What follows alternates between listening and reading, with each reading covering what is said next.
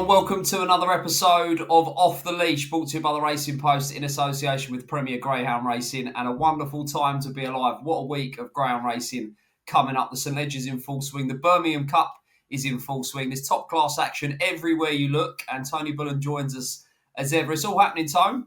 Yeah, it is fast and furious, which is what the sport's all about, Dave, and plenty of variety. There's no complaints for anyone at the moment. No, we've got new tracks opening. We'll give you a little look at Dunstall Park as well. The first meeting has been staged there. So I'll get Tony's thoughts on what we're looking at. This is, of course, the home of the Oaks already, which we'll see next month. So we'll have a little bit of chat about Dunstall Park. We're going to talk Nottingham, Romford, best bets of the week, all on this week's show. Do get involved. Remember to like, comment and subscribe to the Racing Post YouTube channel. But let us know your thoughts below. Dunstall Park, Magical Luka, we're going to talk about. And, of course, we'll start at Nottingham, and we'll jump straight into that now because we had not one but two huge competitions kicking off on Monday night at the College Park venue.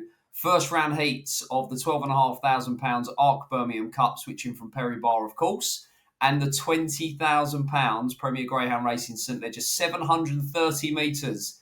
There is no hiding place. We've had the first round heats, 4 of each. Now into the semi-finals, which will be on Monday night. We're going to jump straight in. Right, we will start. We'll go in chronological order. We'll start with the Birmingham Cup, and this is semi-final number 1 on Monday night.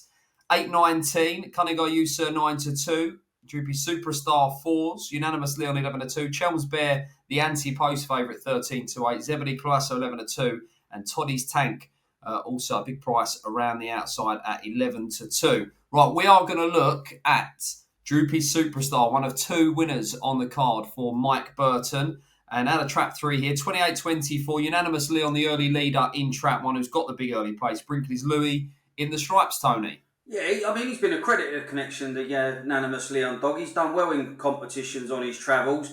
He likes to get to the front as quickly as possible, but he give the Droopy Superstar a lovely toe into the race. There was a little bit of trouble in behind, and you always felt once Droopy Superstar was on the case, he was always going to prove too strong, even though this is over the 480 metres. He's proven over further his Droopy Superstar, but all credit unanimously. And he tried to take the sting out of the strong finish of the winner, but just couldn't repel that stamina-laden Droopy Superstar. Yeah, I mean, we'll look at this race again, this first semi-final. It's 13-8 the field, Chelm's Bear. Both Chelm's Bear and Droopy Superstar towards the 4 in the betting. They won their first round heat, but the 480 I've always had down as a front runner, as a trappy early pace trip. Yeah, I mean, if this was over 500, Chelm's Bear would be probably shorter than he is anti-post and for the semi-final. But that 480 does give those away and gone types a bit of an edge on occasions, especially if there's a little bit of crowding in behind. You can slip clear and nick a winning lead. But as I say, I do feel the stronger types can bring the stamina into play with a run, as we saw in that semi-final at Droopy Superstar one. Yeah, indeed. That was the first round heat with Droopy Superstar coming through the score. Chelm's Bear came through the score as well. I think they're the 2 big players here. What about yourself, Tony? Who are you going with? Yeah, I'm gonna be with Chelm's Bear. As I say, 5's got a tricky draw. 6 probably needs a little bit to happen between the inside runners. Unanimous Leon is a miss-break, pace-up type of dog. So something might have to give round the early couple of bends here, and any scrappiness that takes place up front is only going to play into the paws of the Chelm's Bear and the Droopy Superstar. 2 votes for Chelm's Bear, that I'm also going to go for the Craig Morris Powerhouse, who is the anti-post favourite. And to be fair, it would be nice to see him win an event. He certainly deserves to win a big competition. So maybe this Birmingham Cup will be exactly that. Right, let's move on to semi-final number 2, 8:36 on Monday night. Kilmore Dancer 7-2, Sing-Along Rex 6s. Corner Brahe will go with 6-1 in trap 3. Droopy's Aladdin, who was 4-5, now 8-11, an early market mover in trap 4. Droopy's Artillery 12s, Brinkley's Louis at 14-1. And I should mention these prices are available with Labrocks and Corals first out the boxes once again. So fair play, we're calling this on a Tuesday afternoon. They've already priced up the semi-finals for both competitions. So if you do want to get involved, that is where you'll find these prices. Droopy's Aladdin then. He's in trap 4 in this semi-final, Tony. He was in trap 4 in his first round heat. Now, I wasn't sure he'd be able to get across. We've seen him particularly at Monmore trap and dive inside. He seemed to be okay first few strides here, paced up, then made his way across in his heat. This is him in action out of trap 4, 28.03. Toddy's Tank was in 6. Kilmore Dancer, who reopposes in the red jacket. He's got lovely early pace and, of course, recently broke the track record. Yeah, you didn't need to rub the lamp to wish for a good dog in Droopy's Aladdin, because he was a good dog from the get-go. First time he arrived on the scene, he looked above average, and he's really maturing into a nice dog, Dave. He's got the early pace. He's overcome the track draws in recent outings. He claimed a sculpt of proper heiress in the first round of the Derby at Toaster. When he gets on the bunny, it takes a massive effort from something to come back and peg him back. And I just thought myself, I know he's out in 4 again in the semi, but is there anything to hold him up? It doesn't appear so to me. Yeah, talking to his trainer, Mike Burton, he just Mike just feels like the dog's grown up. He's been able to get a few runs into him, and I remember him as a pup running at Monmore. I think he's had most of his races at the Wolverhampton circuit, and he looks so tight rails on the run to the turn. I just thought, out of track 1, this dog will just rush up and beat anything. Once he gets a draw down the middle, he was kind of just flopping out, diving inside. And Mike Burton now thinks that this dog has settled in the boxes. He's sort of, with more experience, he's become maybe a little bit calmer in the traps. And he's now realising that, you don't really dive in until you've cleared the inside. That's what he did in his heat, and it sounds like you think that's what he's going to do again here, Tony. Yeah, and the thing is as well, he ain't the short runner. Like when he was a pup, you could have forgiven him thinking he's limited, but he's certainly not limited. The fact that he won the first round of the Derby at Toaster over the 500 metres, and it's the times that he's putting up. I know a few of these tracks, personally, I think there's a few tracks that are running quick, like at the moment, like so people are getting a bit carried away with the times that their dogs are doing, but you can only beat what's put in front of you and put up the time that you're doing. Yeah, I think it's fair to say Yarmouth is running quite fast at the moment, but we're not, that's happening sort of on top of this show being recorded, so we'll maybe tackle the final at Yarmouth next week, so plenty of chat on next week's show. That is the two semi-finals of the Birmingham Cup. Let's move on to the big one then, the £20,000 St Ledger. Now, we were short on entries, but not short on quality, and this was a brilliant performance from Mongys Wild. In fact, I'll give you the first semi-final trap draw, because Mongys Wild is in that race. This will be the 8.54 on Monday night. Coffee Time Guys 100-1, Fabulous Hecker 9-4, Droopy's Flame 5-2, Mongys Wild 5-6, Droopy's Flotilla 14s, Savannah Regimental in the stripes at 80-1. And what a race this was. I'm so excited, I wanted to go straight to it. But this was a hell of a race, Tony. Droopy's Flair, brilliant to see her come back. Sean Parker's been patient. She's very, very good. She went from trap 1 and she was reeled in by Mongys Wild out of trap 3. Broke the track record, 43.82. Savannah Regimental in trap 5 back in 3rd. A great tussle and a champion winner. Yeah, this was a great race. I like the way this race panned out, because I wanted to see them go toe-to-toe, and that's exactly what they've done. I think if you was connected with either of them, you'd be cock-a-hoop with the performance in success and defeat. Droopy's Flair secured first run. Mongys Wild did counter the move quite quickly to what he normally does, and it was race on. And he's a proper professional, this Mongys Wild dog, because I know she was having her first competitive start for a while, but he had to really call on reserves and some to get the job done. And it was just a great race between two top-class stayers that are going to be around for a long while. Yeah, let's hope so. I don't think this is going to be the last tussle we see between them that gets the juices flowing. Mongys Wild, speaking to champion trainer Mark Wallace, he still thinks Mongys Wild is kind of getting to grips with Nottingham. Of course, he got beat in the select stayers Fabulous Hecker. Really good trial, and he's backed it up with this track record breaking run. Interestingly, Droopy's Flair has already gone inside the track record herself in the trial as well. So, I know he's rubbed her out late here, but we've got to expect her to come forward, haven't we? Well, indeed, but the problem is that particular race, there wasn't a great deal of early. So now, all of a sudden, this semi-final, you've got the Fabulous Hecker, Droopy's Flotilla. Now there's going to be a bit more pressure applied. Now, I don't think Droopy's Flame and Mongys Wild are going to go around first and second in this semi-final. So now is all to play for, and it'll be interesting to see how the race unfolds. If it does get a bit rough and ready, let's say Droopy Flotilla bangs out and carves up the inside, it's probably only really going to suit Mongys Wild, right? Yeah, the thing with the Mongys Wild Dog, it's all about rhythm. It's just uninterrupted passage. He's like the dog that start up a car, you pull off in third gear, and it takes you a time to get into the rhythm, but once he's in the rhythm, the ground the dog covers is unbelievable. Didn't quite happen for him in that select stayers, but with an uninterrupted passage, when this dog gets through the gears and gets into full flight, he's just a monster. Indeed. Well, listen, stranger things have happened. The Mongys Wild getting beat. He's already been beat once at Nottingham. There are very tight fiddly bends at Nottingham, long straights, and it does take some getting, doesn't it? People think you can go to Nottingham without a look, much like Hove, but I mean, the first bend for the 500 metres is very, very tight, and we know the third bend, which will be the first bend for this St Ledger, is very fiddly. Yeah, indeed.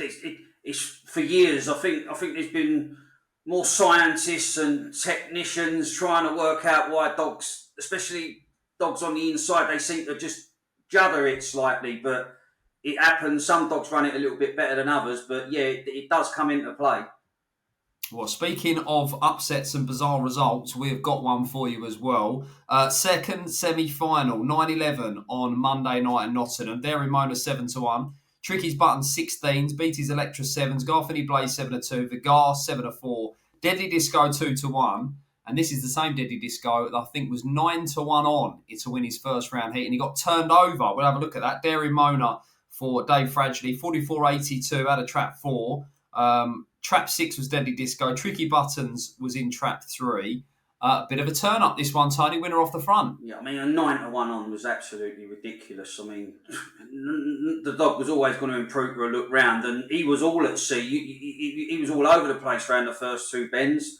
Deadly Disco, and all credit to the winner there in Mona. Came into the event running at the top of the game and did it well. Like nicked the lead, and as much as Deadly Disco got going all too late and managed to qualify, it was a good performance from the winner.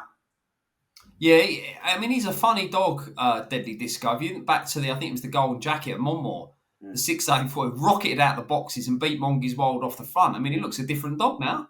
Yeah, he had them confidence-boosting wins at Hove. They took him back to home soil and he sort of got that back-to-back wins. But at this level, you can't afford to dwell at the boxes and concede that amount of ground. I mean, he's going to come on a bundle naturally for the look round, but he's probably going to have to do things the hard way in this particular semi.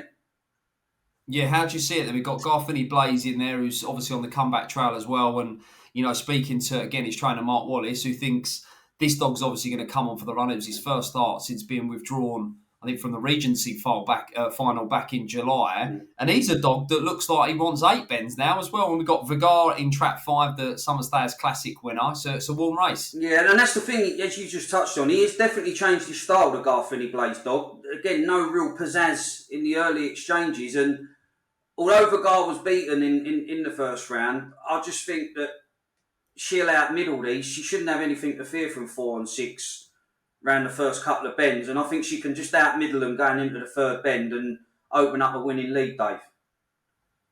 2 votes for the Ladbrokes Summer Stayers Classic winner, then Vigar in the second semi-final. That is all the action on Monday night at Nottingham, of course, live on the Premier Greyhound Racing Service. You'll be able to watch that on the PGR stream. Right then, let's move to Romford on Friday night. 36 become 18, but there was only one dog to focus on from the opening round, and what a performance this was. Before we even get to the draw, I've got to show you Magical Luka, now 3 from 3 here in the UK.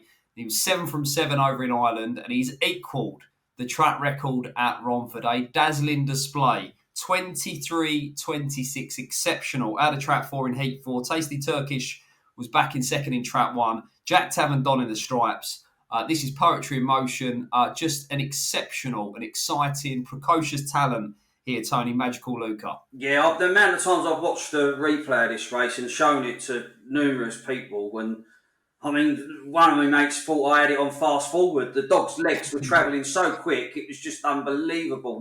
The bend running was imperious. To run the bends at that speed is just absolutely ridiculous. How the dog didn't trip over himself. Them legs was moving so fast, it was just unnatural. I saw Roxholm Nidge live break the track record, and that was just hair standing on the back of the end. I wasn't at the track on this occasion, but watching it on the video was exhilarating enough. I mean, just sensational. To improve the fact that he done 23:50:60 first trial, you think, well, if he went back on the clock, he wouldn't be disappointed. But to improve each time, Dave, it's just phenomenal. Yeah, it's frightening to have the ability to fly out the boxes, coupled with the brutal early pace. This dog is going to take some stopping. I mean, he was 8-15 to win the event from the start anyway. He's even shorter now. I think I saw quotes of around about 4 on. But breathtaking. Let us know in the comments below your thoughts on Magical Luka. Is he the greatest of all time? Is it too early? Will he stay sort of a strong 4 bends? Are we looking at a Derby dog? Who knows? There's plenty out there that think he'll stay, plenty out there that don't think he'll stay. Let us know in the comments below. Right, he lines up in the first of the 3 semi-finals on Friday night at Romford. This is the 801, and unsurprisingly, is 13-2 on in trap 5 here. Vermithor on the inside 6s, Tasty Turkish 16s, March on Luna 16s, Jazzy George 16s. Then we've got Magical Luka 13-2 on. Stormy Pat in the stripes. Listen, I'm not going to ask you who you think is going to win this race, but is there like a forecast playing here, Tony? What are we looking at? I mean, look, the only worry is at the boxes. I mean, the Jazzy George dog's got a nice bit of early pace, but when you compare to what Magical Luka's doing, the fractions at every grain of sand at the track is just far superior. But as I touched on, any given Friday at Romford, nothing's ever set in stone. But this Luka, he don't live on the second floor, Dave. He lives in the penthouse suite. Yeah, so good. 801 on Friday night at Romford. Then he lines up, looking to go 11 from 11 in his career and 4 from 4 here in the UK. He's going to be a long odds-on favourite for that first semi-final. Second semi-final, very, very competitive. This is 5-2 co-favourites of 3. 8-19, Droopy's all the way in the red jacket, 5-2. Droopy's Tiffany 20s. Aero Najim 5-2. Bauer Shearer 9-2. Ted on Fire 5-2. Feeling the Love 6s. This is wide open, Tony. Have you got a strong view here? Not a strong view. I mean, I put Droopy's all the way up as an alternative to the hot pot Magical Luka. I think he's got a chance of making the final on the inside. I mean, 3 and 5 have been showing good form, good pace to the turn. I'm going to give 1 another chance. I just think if he can show a little bit more urgency at the boxes, he might be able to rail himself into contention by the sprint boxes, and I think he might get the job done in this wide open second semi. Yeah, it wasn't a race I had a massively strong view of myself. I was quite impressed with Richie Taberner's dog, the Aero dog in Trap 3, Aero Najim, the Monmore Raider, who just looks like a typical Friday night dog at Romford. You know, quick away, nice burst of early pace, make the bend, and, you know, give 24 seconds a shake. So he's got a chance to probably get my vote, but it's not a race I'll be looking to get too heavily involved in. Let's move on to the third semi-final, 8:36, Underground Fizz 5s, Blackburny Bullet 10, Scooby Diamond 8, Jack Tavendon 5-2, Crafty Santino 11-8, Bluey Bullet at 6s. How do you see it, Tony? Yeah, I think, look, we've certainly yet to see the best of Crafty Santino. Would I be taking 11-8? No, I'd rather watch Crafty Santino win a race. I think that's imminent, don't get me wrong, but he just needs to sort of just iron out the trapping a little bit. I'm going to be with him in this race because I think the fact that he broke the 24-second barrier in a prep trial tells you that the pups, it's only a matter of time before the penny drops, and when it does, he's going to be dangerous in this type of race. Yeah, I'm really strong on Crafty Santino, and maybe a little bit more on that later on. But Tony Dean's bitching 5 here. I thought she showed so much pace after. I don't know what, she just seemed to lose her feet underneath her in the first round, but she worked back into the race. She didn't get beat far. Yes, I think those at the head of affairs weren't doing too much out in front of Romford, but I thought this was a really good opportunity for her to open her account, and I think she was second favourite in the outright book behind Magical Luka, and hopefully, you know, she can bang out, put a decent time on the board, and we might have some sort of race for the final, something that might resemble something competitive. So I'll be hoping that Crafty Santino can get the job done out of track 5. So will do for me, despite being 0 from 2. Right, that is the action on Friday night at Romford.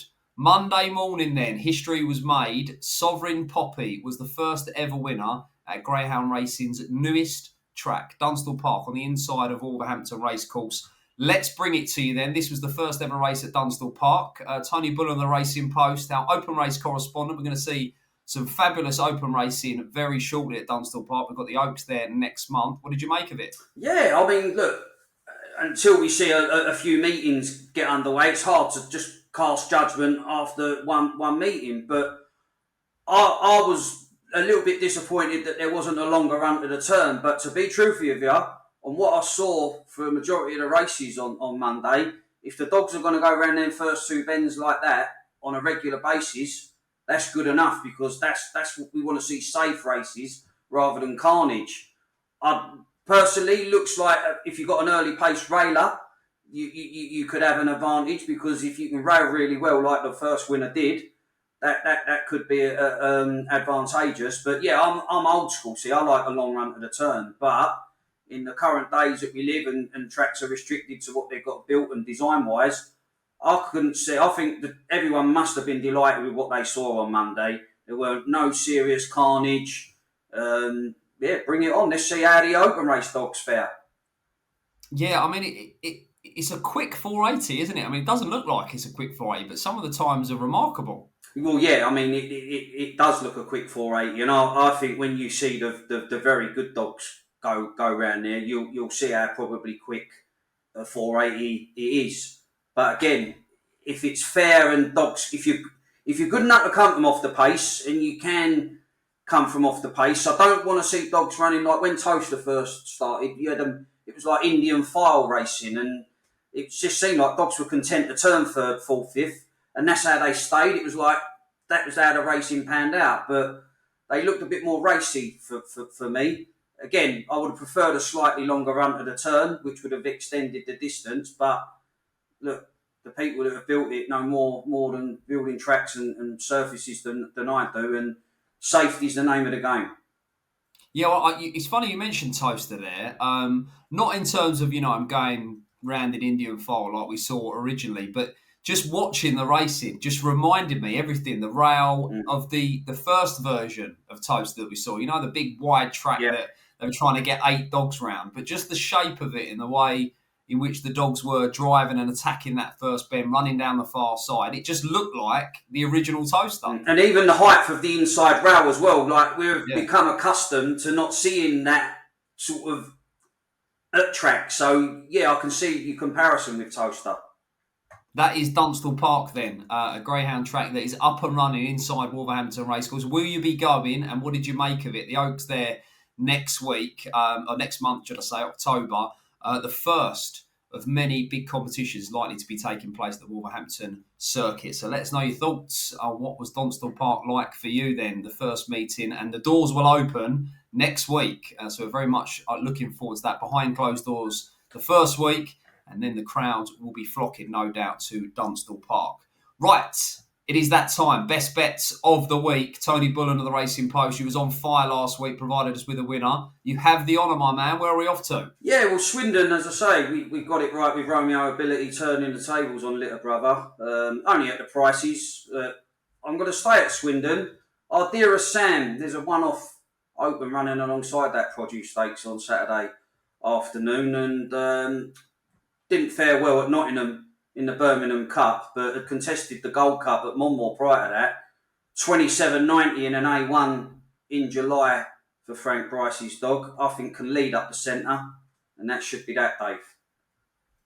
I like it. If it's not broke, don't fix it. Go back to Swindon on a Saturday, and we go again. So our dearest Sam in the 347 for Tony. I am going to go to Romford on Friday night. Not Magical Luka at 13-2 on, but we are going in one of the Puppy Cup semi-finals. And the fact this bitch is 0 from 2, I think we might get a price here about Crafty Santino. She's yet to strap her trapping boots on, but she's got it in the locker. She's got huge early pace, and I think she can go marching into next week's Puppy Cup final with a win here. I think she'll open her account. So I'm going with the Crafty Santino in the 8.36 at Romford which is, of course, one of the Puppy Cup semi-finals. Is in track 5. I think she'll flash out and make all the running on Friday night. So Swindon for Tony on Saturday, Romford Friday night for me, or, of course, live on the Premier Greyhound Racing service.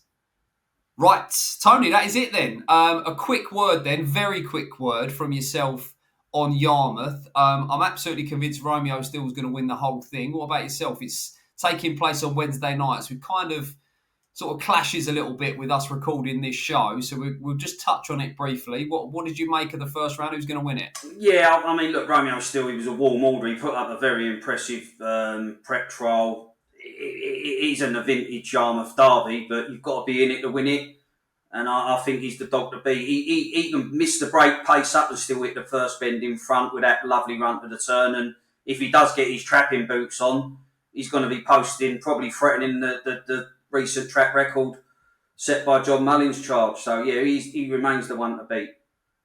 Yeah, for sure. £15,000 East Anglian Derby ongoing Wednesday nights at Yarmouth. One of many big competitions currently ongoing live on the Premier Greyhound Racing service. You out there, let us know what you're watching, punting, been getting on the action. There's Category 1 action taking place all over the place, up and down the country. It's 3, 4, 5 nights a week now, all on the PGR service. Let us know your thoughts on the current schedule. Dunstall Park, I'd love to know what people made of the first meeting there as well. And, of course, enjoy the Greyhound Racing, gamble responsibly, and we'll see you next time.